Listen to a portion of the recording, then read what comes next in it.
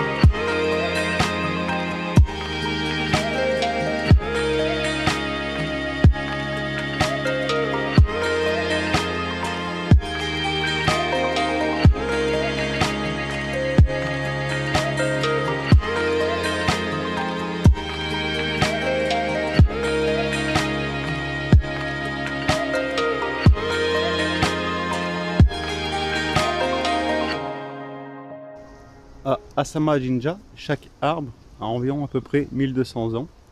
Ils ont été plantés à la construction du temple shintoïste et chaque arbre a un nom.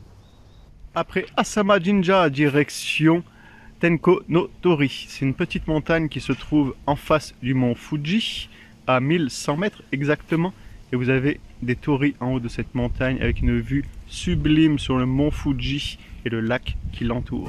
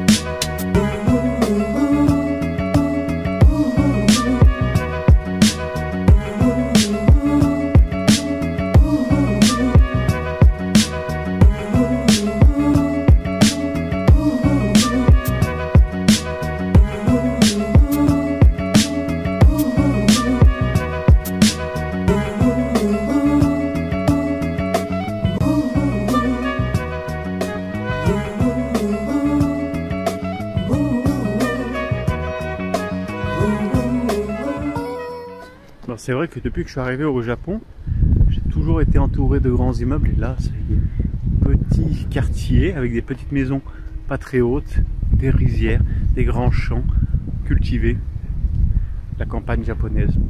Parfait pour terminer un voyage au Japon.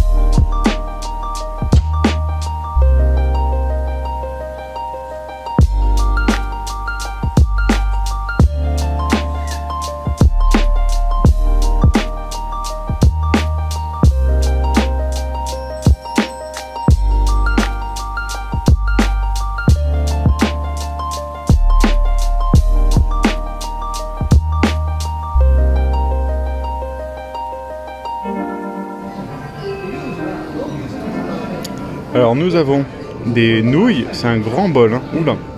Grand bol de nouilles avec des crevettes, plein de légumes, et il y a des œufs de nymphe par-dessus.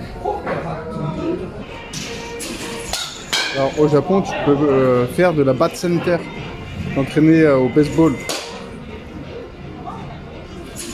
Des machines qui te balancent des balles et tu tapes. J'en avais fait en Corée.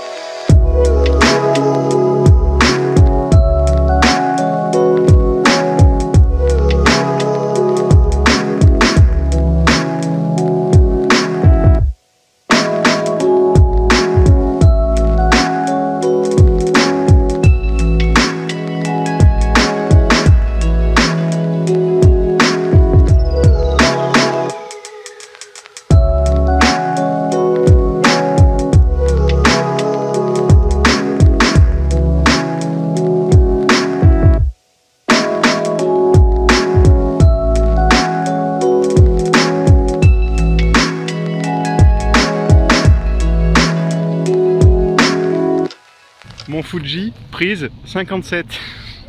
Ça va être la dernière de la journée. On va terminer là-dessus. Là, il est 3h30. À partir de 4h30, 5h moins le quart, la nuit arrive. Donc, ça va être la dernière de la journée. On va s'appliquer avec un beau timelapse. Et on se laisse là-dessus. Demain, bah non, demain, normalement, il pleut sur le Mont Fuji. Donc, je vous dis à quelques jours à Tokyo. Allez, n'oublie pas de t'abonner. Ciao!